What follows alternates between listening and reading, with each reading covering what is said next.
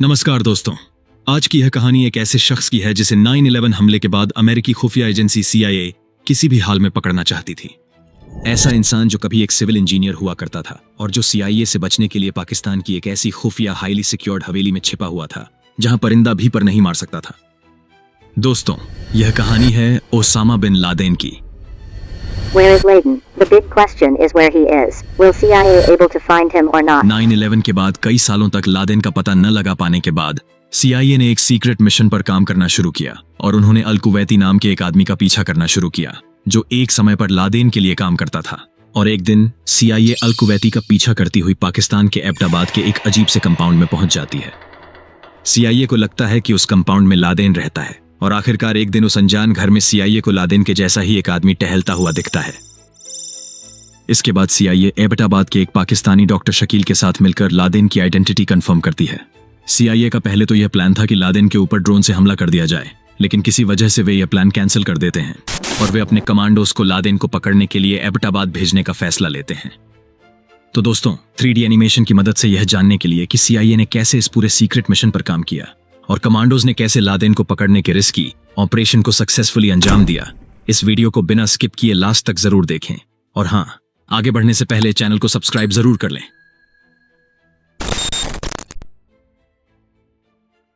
9/11 के बाद अमेरिकी खुफिया एजेंसी CIA अपनी पूरी कोशिश में लगी थी कि उन्हें लादेन से जुड़ा कोई इनपुट मिल सके। इस दौरान दर्जनों बार अफगानिस्तान में अमेरिका ने कई बंकरों की छानबीन की और उन्हें तबाह किया, क्योंकि आखिरी बार लादेन को अफगानिस्तान में ही देखा गया था।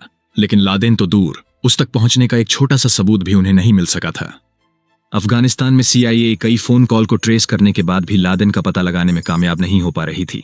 इसकी एक वजह यह भी थी कि ईयर 1998 में एक फोन कॉल को ट्रेस कर अमेरिका ने लादेन पर हमला कर दिया था। उसके बाद लादेन इतना सतर्क हो गया था कि उसने फोन के साथ साथ इंटरनेट का इस्तेमाल करना भी बंद कर दिया था ताकि कोई उसे ट्रेस न कर सके। इससे लादेन तक पहुंचना CIA के लिए और भी ज्यादा मुश्किल हो गया था। जब CIA को कहीं से भी लादेन का कोई इनपुट नहीं मिला, तब CIA ऑफिसर्स ने ग्वांतानामो डिटेंशन सेंटर में अपनी इंक्वायरी शुरू की। ग्वांतानामो बे डिटेंशन सेंटर क्यूबा के साउथ ईस्ट में मौजूद था, जिसे 2002 में 9/11 हमले के बाद बनाया गया था और इसके ऊपर अमेरिकी डिफेंस डिपार्टमेंट का कंट्रोल था। इसी डिटेंशन सेंटर में CIA के ऑफिसर्स वहां बंद उन कैदियों से इनपुट निकलवाने की कोशिश में लग जाते हैं जो कभी न कभी अलकायदा के लिए काम कर चुके थे, क्योंकि यही कैदी CIA के लिए आखिरी उम्मीद की किरण थे। यहीं CIA की मेहनत रंग लाती है जब साल 2002 में उनको लादेन से जुड़ा एक इनपुट मिलता है। जब डिटेंशन सेंटर में अलकायदा का एक मेंबर मोहम्मद अल कहतानी CIA को अलकायदा के एक दूसरे मेंबर अबू अहमद अल कुवैती के बारे में बताता है, जो कभी अलकायदा के इनर सर्कल में काम करता था।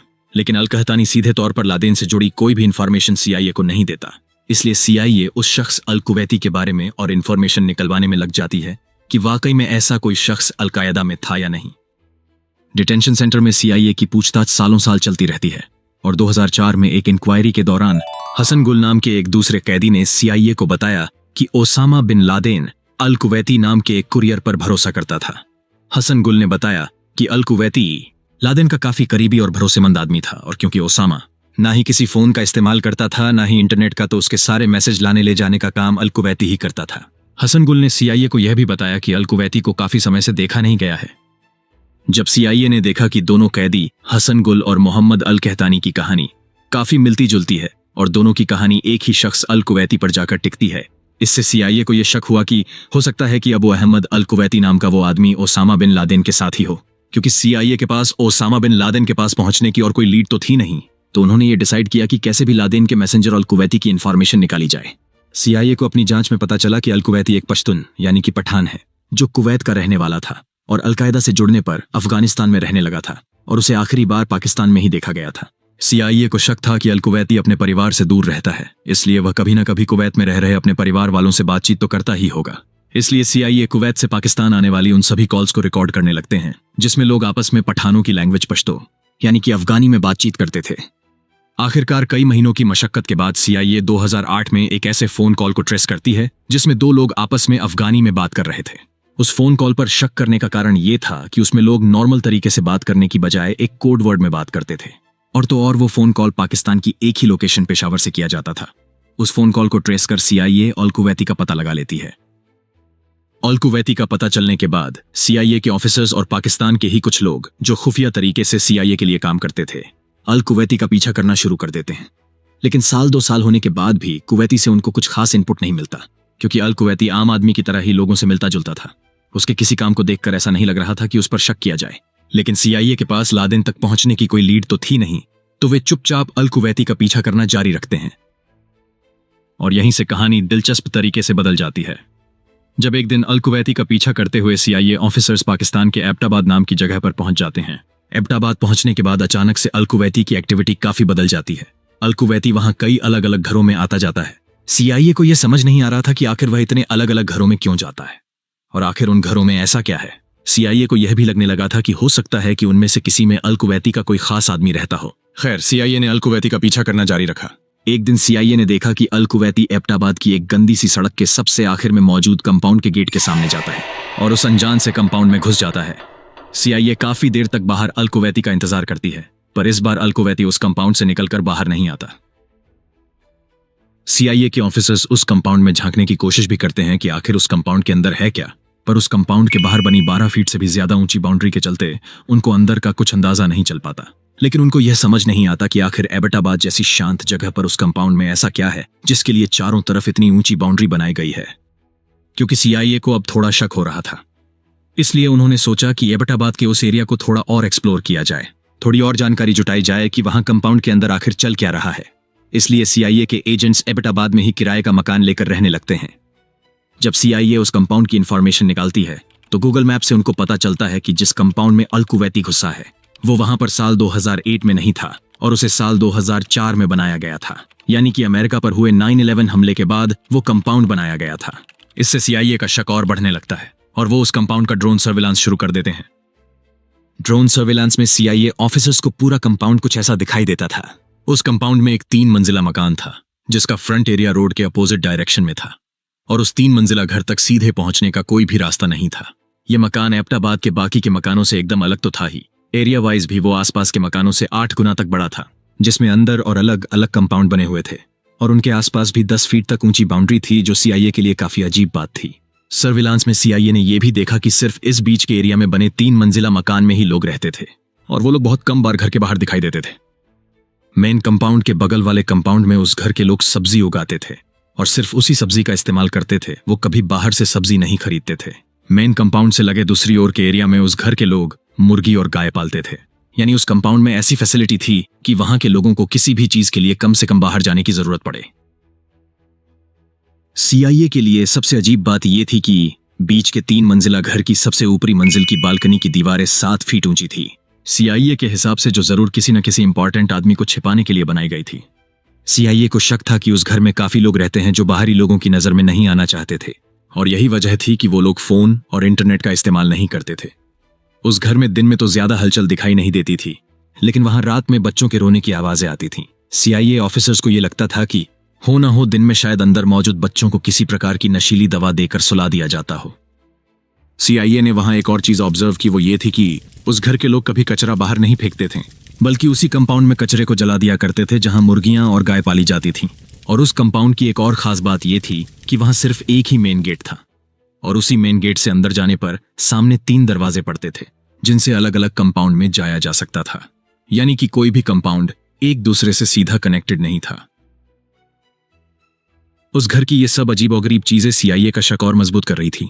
इसके बाद टीम कई महीनों तक उस घर का ड्रोन सर्विलांस करती रही और खुफिया जानकारी इकट्ठा करती रही। CIA को यह भी लगने लगा था कि हो सकता है कि उस कंपाउंड में लादेन हो और उसको इतना सिक्योर लादेन को लोगों की नजर से बचाने के लिए बनाया गया हो। आखिर कई महीनों के ऑब्जर्वेशन के बाद CIA को घर की तीसरी मंजिल पर एक शख्स घूमता हुआ दिखाई देता है जो पारंपरिक कुर्ते पायजामे में था और उसका पहनावा लादेन से मिलता जुलता था। CIA उस शख्स की हाइट हेल्थ का मिलान जब लादेन की हाइट हेल्थ से करती है तो वे चौंक जाते हैं, क्योंकि बालकनी में घूम रहे उस शख्स की कद काठी पूरी तरह से लादेन से मेल खा रही थी। CIA को लगा जैसे वो अपनी मंजिल के करीब पहुंच चुके हैं, लेकिन CIA ये जानती थी कि लादेन बहुत शातिर आदमी है। वह अपने हमशक्ल का इस्तेमाल कर कई बार खुफिया एजेंसियों को धोखा दे चुका था, इसलिए CIA इस बार अपनी ओर से कोई चूक नहीं करना चाहती थी। CIA चाहती थी किसी भी तरह से यह कंफर्म हो जाए कि बालकनी और गार्डन एरिया में घूमने वाला वो शख्स लादेन ही है। लादेन की आइडेंटिटी कंफर्म करने के लिए CIA एबटाबाद में ही रहने वाले एक पाकिस्तानी डॉक्टर शकील अफरीदी के साथ मिलकर एक प्लान बनाती है। डॉक्टर शकील एक वक्त पर एबटाबाद में अमेरिकी पोलियो टीकाकरण प्रोग्राम का हेड था। प्लान के अकॉर्डिंग डॉक्टर शकील को फेक पोलियो वैक्सीनेशन के बहाने उस कंपाउंड के अंदर जाना था और घर के अंदर मौजूद बच्चों का सैंपल लाना था। डॉक्टर शकील पोलियो वैक्सीनेशन के बहाने उस कंपाउंड के बाहर पहुंचते तो हैं, लेकिन बड़ी मुश्किल से उनको अंदर जाने की परमिशन मिलती है। खैर, वैक्सीनेशन के बहाने डॉक्टर शकील बड़ी ही चालाकी से वहां मौजूद बच्चों के सैंपल लेने में कामयाब हो जाते हैं, लेकिन इस बात की भनक वहां मौजूद लादेन के परिवार वालों को नहीं पड़ती। फाइनली जब उन सैंपल का डीएनए टेस्ट किया जाता है तो ये कंफर्म हो जाता है कि उस कंपाउंड में मौजूद बच्चे लादेन के परिवार के ही हैं, और सीआईए पूरी तरह आश्वस्त हो जाती है कि बालकनी और गार्डन में घूमते दिखाई देने वाला शख्स कोई और नहीं बल्कि लादेन ही है। और इस तरह सीआईए आखिरकार लादेन का पता लगाने में कामयाब हो ही जाती है, जिसके बाद सीआईए सीधे ही ये मैसेज यूएस प्रेसिडेंट हाउस तक पहुंचा देती है। आखिर 1 दशक से भी ज्यादा समय के बाद अमेरिका को लादेन की इंफॉर्मेशन मिली थी। इस खबर के मिलते ही उस टाइम अमेरिका के प्रेसिडेंट बराक ओबामा तुरंत ही अपने सुरक्षा सलाहकार के साथ सीक्रेट मीटिंग बुलाते हैं। लादेन को पकड़ने की योजना में प्रेसिडेंट बराक ओबामा काफी सतर्कता बरतना चाहते थे, क्योंकि वो जानते थे कि लादेन को पकड़ने का उनका ये पहला और आखिरी मौका हो सकता है। इसलिए वे चाहते थे कि इस काम को जितना जल्द हो सके उतनी जल्द अंजाम दिया जाए। इसके बाद सीआईए फौरन अपने काम में लग जाती है और लादेन को पकड़ने के लिए 3 अलग अलग प्लान बनाती है। सीआईए का प्लान ए लादेन को ड्रोन हमले में मारना था, उस वक्त जब वह अपने गार्डन में बाहर टहलने के लिए निकले।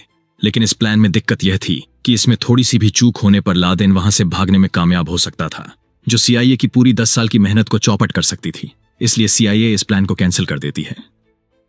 सीआईए का प्लान भी यह था कि लेडेन के पूरे घर को डिस्ट्रॉय कर दिया जाए, पर इसमें दिक्कत यह थी कि इसके लिए काफी ज्यादा क्वांटिटी में एक्सप्लोजिव मटेरियल की जरूरत पड़ती, और दूसरा ये कि इससे लादेन असल में मारा गया या नहीं ये भी कंफर्म नहीं हो पाता। ये भी हो सकता था कि वो इस हमले में बच जाए और किसी बंकर या सीक्रेट रास्ते से उस कंपाउंड से भाग जाए, क्योंकि घर के अंदर का एग्जैक्ट स्ट्रक्चर और प्लान किसी को भी मालूम नहीं था। सीआईए का प्लान सी यह था कि स्पेशल कमांडो की एक टीम एबटाबाद जाए। यदि लादेन सरेंडर करे तो उसे जिंदा पकड़ ले, और यदि वह भागने की कोशिश करे तो उसे वहीं न्यूट्रलाइज कर दे, क्योंकि लादेन का डीएनए टेस्ट करके यह कंफर्म करना बहुत जरूरी था कि अमेरिका ने आखिर अपने दुश्मन नंबर 1 को असल में मारा है या नहीं। और आखिरकार काफी सोच विचार के बाद प्रेसिडेंट प्लान सी को ही एग्जीक्यूट करने का फैसला लेते हैं। 19 मई 2011 को president Barack Obama special commandos की एक टीम को ऑथोराइज करते हैं ताकि उस प्लान को एग्जीक्यूट किया जा सके। इस ऑपरेशन को एग्जीक्यूट करने के लिए अमेरिकन कमांडोज ने स्पेशली 2 अलग अलग जगह पर ट्रेनिंग भी की थी, जहां ओसामा की वजीरिस्तान हवेली की तरह ही सेम मॉडल की बिल्डिंग बनाई गई थी। फाइनली 2 मई 2011 को वो दिन आ जाता है जब 24 कमांडो 2 अलग अलग हेलीकॉप्टर में अपने इस ऑपरेशन को अंजाम देने के लिए अफगानिस्तान के बगराम बेस पर तैयार हो जाते हैं। उनके साथ इस अभियान में कायरो नाम का एक कुत्ता भी शामिल था, जो इस ऑपरेशन के दौरान कमांडोज को चौकन्ना करने के लिए ले जाया गया था। इस अभियान में कमांडोज की टीम जिन हेलीकॉप्टर का इस्तेमाल करने वाली थी वो स्टेल्थ टेक्नोलॉजी वाले हेलीकॉप्टर थे, जिन पर पेंट की ऐसी लेयर चढ़ाई गई थी जिससे ये अपने ऊपर पड़ने वाली रेडिएशन को एब्जॉर्ब कर लेते थे, जिससे ये रडार की पकड़ में नहीं आते थे। साथ ही ये शोर तो कम करते ही थे, काफी नीचे से उड़ान भरने में भी कैपेबल थे। अब आगे की पूरी कहानी मैं पाकिस्तानी टाइम जोन के हिसाब से बताऊंगा। 1 मई रात के करीब 11 बजे के आसपास कमांडोज हेलीकॉप्टर में अफगानिस्तान के बगराम बेस से जलालाबाद बेस के लिए उड़ान भरते हैं, जो पाकिस्तान बॉर्डर के एकदम नजदीक था, और ठीक 12:15 पर वो जलालाबाद से एबटाबाद की ओर निकलते हैं। रात के अंधेरे में 12:30 पर कमांडोज की टीम एबटाबाद पहुंच जाती है। प्लान के अकॉर्डिंग पहले हेलीकॉप्टर को कंपाउंड के अंदर लैंड करना था। जब पहला हेलीकॉप्टर कंपाउंड में उतर रहा था, उसी वक्त लैंडिंग के दौरान उसका बैलेंस बिगड़ जाता है, जिससे उसका पिछला हिस्सा कंपाउंड वॉल से टकरा जाता है और उस हिस्से में आग लग जाती है। हालांकि उसमें मौजूद सभी कमांडो जल्दी से सेफली बाहर निकल आते हैं और वो सभी बिना देर किए उस एरिया की तरफ बढ़ने लगते हैं जहां लादेन रहता था, क्योंकि कमांडोज उस घर में रह रहे लोगों को संभलने का कोई भी मौका नहीं देना चाहते थे। इसके थोड़ी देर बाद ही दूसरा हेलीकॉप्टर कंपाउंड के बाहर सेफली उतरता है और उसमें से देखते ही देखते सभी कमांडो बाहर निकलकर सीधे कंपाउंड की तरफ बढ़ने लगते हैं। जिस वक्त सील कमांडोज इस ऑपरेशन को अंजाम दे रहे थे, इसकी live footage president Barack Obama और उनके सुरक्षा सलाहकार भी देख रहे थे। 12:32 यानी कि लैंडिंग के 2 मिनट बाद ही कमांडो की पहली टीम ग्राउंड फ्लोर के मेन दरवाजे के बाहर पहुंच चुकी होती है।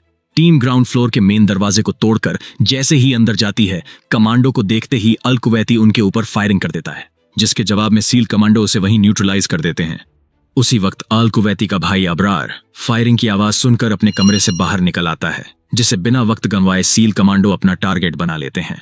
ठीक उसी समय अबरार की पत्नी बुशरा भी घबराकर बाहर अबरार को देखने आती है जिसे सील कमांडो वहीं न्यूट्रलाइज कर देते हैं। ग्राउंड फ्लोर पर सक्सेसफुली ऑपरेट करने के बाद सील कमांडो की टीम सीढ़ियों से चढ़कर पहले फ्लोर की तरफ बढ़ने लगती है। जब वे ऊपर की ओर जा रहे होते हैं उसी वक्त उनका सामना ओसामा के बड़े बेटे खालिद बिन लादेन से होता है। सील कमांडो वहीं पर खालिद बिन लादेन को अपने टारगेट पर ले लेते हैं और इस तरह कमांडो की दूसरी टीम पहला फ्लोर क्लियर कर देती है। अब ऊपर की ओर सिर्फ एक फ्लोर बाकी था जहां लादेन रहता था।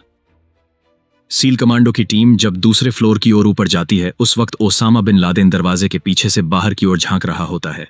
कमांडोज को देखते ही ओसामा बिन लादेन झट से दरवाजा बंद कर लेता है।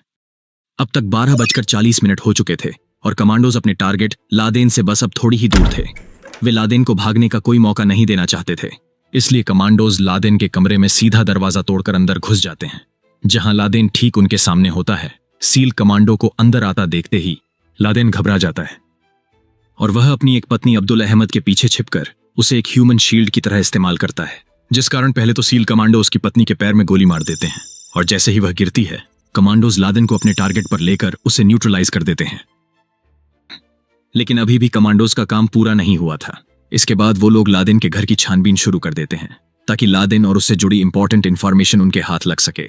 कमांडोज लादेन के computer, hard drive, computer disk, CD, दर्जनों डीवीडी, फ्लैश ड्राइव, किताबें और लादेन की डायरी अपने साथ ले लेते हैं।